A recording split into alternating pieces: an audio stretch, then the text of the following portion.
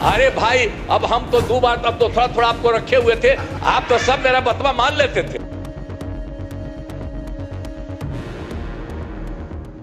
बिहार विधानसभा में deputy CM सम्राट चौधरी समेत स्पीकर और बीजेपी विधायकों के सामने मुख्यमंत्री नीतीश कुमार ने दिल्ली के लिए एक मैसेज छोड़ा है। उसमें दोस्तों नीतीश ने कुछ ऐसी बात कही है जिसे सुनकर ऐसा लगा कि तारीख नीतीश ने मोदी शाह को बता दी। वो कब तक बीजेपी के सहयोग से बिहार में सरकार चलाएंगे और कब तक केंद्र में बीजेपी को सहयोग देंगे। तो नीतीश ने दोस्तों विधानसभा में ही बीजेपी से सहयोग लेने और देने की अपनी तारीख बता दी और इसी दौरान उन्होंने तेजस्वी यादव के लिए उन्हीं बीजेपी विधायकों के सामने बेहद ही चालाकी से मैसेज भेजा है। मुझे तो लगता है डिप्टी सीएम सम्राट चौधरी के सिर के ऊपर से नीतीश की ओर से कही गई बात गुजर गई होगी, लेकिन दिल्ली में बैठे गृह मंत्री अमित शाह ये तो समझ गए होंगे नीतीश ने तेजस्वी यादव से क्या कहा। नमस्कार दोस्तों, मैं हूं प्रवीण सानी। दोस्तों बिहार में नीतीश कुमार की स्थिरता को लेकर अब भी संशय रहता है। उनके विरोधी तो अक्सर दावा करते हैं कि वो अब इधर आए। संशय है क्योंकि उन्होंने अधिकतर समय बीजेपी के साथ बिताया तो कभी कुछ दिन के लिए आरजेडी को भी गले लगाया। हालांकि 2024 से नीतीश खुले मन से बीजेपी नेताओं के सामने ये ऐलान करते रहे कि पिछली गलती नहीं दोहराएंगे। उनकी साफगोई की सफाई पर भी लोगों को भरोसा नहीं होता। ऐसा इसलिए क्योंकि कभी इससे भी आगे बढ़कर उन्होंने मरते दम तक की भी शपथनुमा घोषणा की थी, पर वो उसके बाद भी पलट गए थे। वैसे बिहार में विधानसभा में पार्टियों की भागीदारियों के आंकड़ों को देखेंगे तो ये समझने में देर नहीं लगेगी, कुछ भी हो सकता है। कहा जा रहा है 85 + 35 + 6 यानी 126 का विधानसभा में नया खेमा खड़ा हो सकता है। दूसरा खेमा 89 + 19 + 4 + 5 यानी 117 का होगा। राजनीति में वैसे भी कब क्या हो जाए कहा नहीं जा सकता। जहां दोस्त और दुश्मन की अवधारणा ही फेल हो जाती है, इसलिए कि राजनीति में कोई स्थायी दोस्त या दुश्मन नहीं होता। नीतीश कुमार बिहार में नंबर 1 बनते रहे हैं। सामने वाले से कम औकात के बावजूद नंबर 1 की कुर्सी पर अब तक अपनी शर्तों पर बैठे हुए हैं। सहयोगी चाहे जो भी रहा हो, भरोसेमंद तो बीजेपी ही सबसे ज्यादा साबित हुई है। 2005 से बीजेपी 2015 तक जेडीयू की साथ ही बनी रही।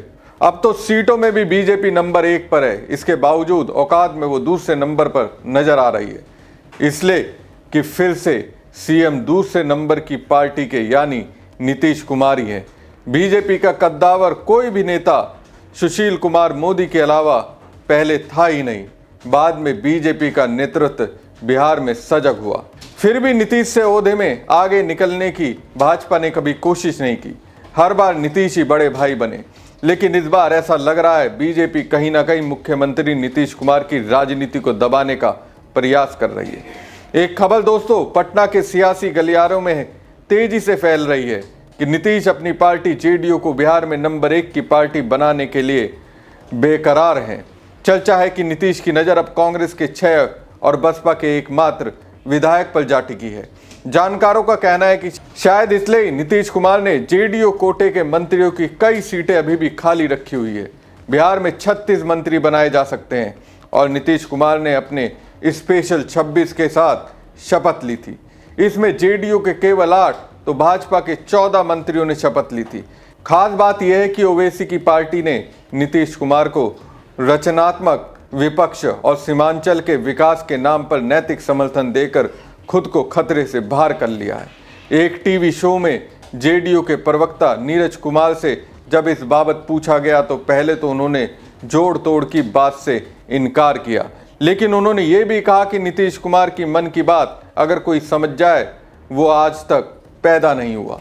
उन्होंने कहा कि नीतीश कुमार को समझना इतना आसान नहीं है, तभी तो वो नीतीश कुमार हैं और 20 साल से बिहार को संभाल रहे हैं। तभी तो दोस्तों चुनाव खत्म हो जाने के बाद, पूर्ण बहुमत मिल जाने और सरकार के गठन हो जाने के बाद अगर नीतीश राज्यपाल के अभिभाषण पर धन्यवाद देने के लिए दी गई अपनी स्पीच में मोदी को नमन करने के लिए कह रहे हैं, आप लोग काहे नहीं कर रहे हैं? काहे नहीं कर रहे हैं? ये सब लोग कर रहे हैं। अरे भाई, अरे सब के लिए फायदा है। अरे भाई, अब हम तो 2 बार, अब तो थोड़ा थोड़ा आपको रखे हुए थे, तो कितना हम कमा किए थे? आप तो सब मेरा बतवा मान लेते थे। अब बाद में गड़बड़ की है तो हम तो छोड़ दिए, अब कभी नहीं जाएंगे। अब तो हमारा पहले का है वही रहेंगे। लेकिन जितना काम किया है तो आप काहे नहीं करेंगे? आपको कौन चीज बना था? तो इतना जो काम हुआ है तो आपको भी याद रखिए, समझ गए ना? तो इन्हीं शब्दों के साथ बाकी सब कर रहे हैं ना, तो हाथ उठा के बताइए, बहुत बहुत बताइए। हाथ दीजिए आप लोग। अपने संबोधन के दौरान सीएम नीतीश कुमार ने पीएम मोदी को लेकर कहा कि वो बिहार के लिए बहुत काम कर रहे हैं। इसके बाद उन्होंने विधानसभा सदस्यों से कहा कि सभी हाथ जोड़कर उनको नमन करें। जब सदन में आरजेडी विधायकों ने हाथ नहीं उठाया तब सीएम नीतीश कुमार ने कहा कि आप लोग क्यों नहीं करते, आप लोग भी करिए, सबके लिए काम कर रहे हैं सब तरह से, इसलिए हम आपसे कह रहे हैं। पीएम कई बार बिहार आए और विकास कार्यों की शुरुआत की। तो दोस्तों, नीतीश गिना रहे हैं बिहार के विकास में केंद्र का पूरा सहयोग मिल रहा है, तो इसके मायने ये भी निकलते हैं जब तक उनकी मांगों को केंद्र की ओर से पूरा नहीं किया जाता तब तक एनडीए में रहेंगे।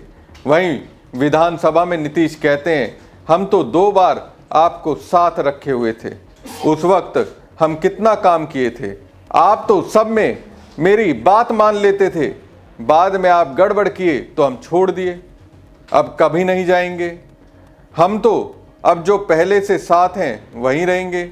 इतना सारा काम हुआ है तो आप लोग भी इसको याद रखिए।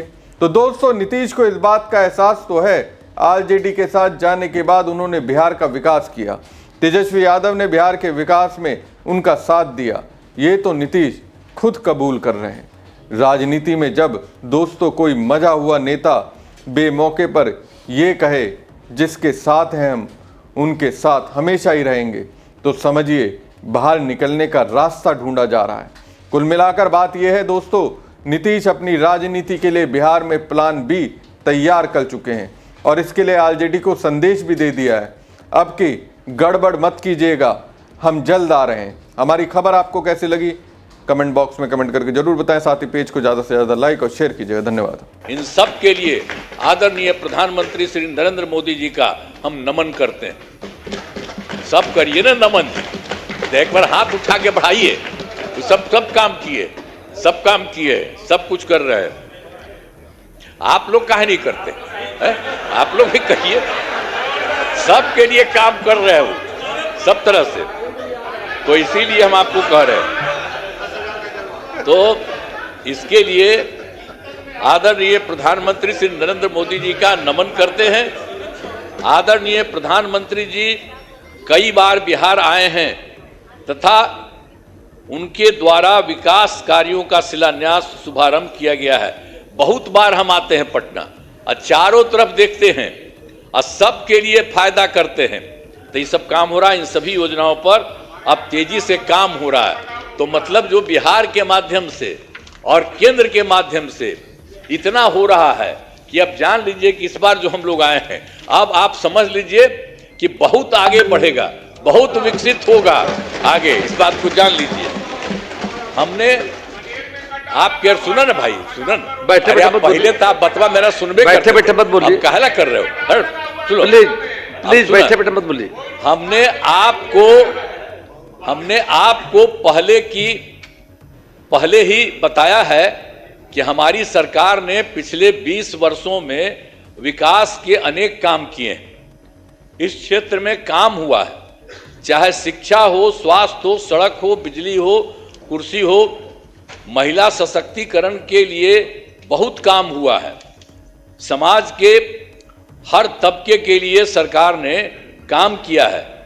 इस बार बिहार के लोगों ने भारी बहुमत से एनडीए नेशनल डेमोक्रेटिक अलायंस को जिताया है। अब विकास की गति को और तेज किया जाएगा। केंद्र सरकार का भी पूरा सहयोग मिल रहा है। आने वाले 5 वर्षों में विकास के अनेक काम किए जाएंगे। हर परिवार की आर्थिक स्थिति को मजबूत किया जाएगा। इसी बार के बारे में जान लीजिए। और तेजी से जो है औद्योगिक विकास किया जाएगा।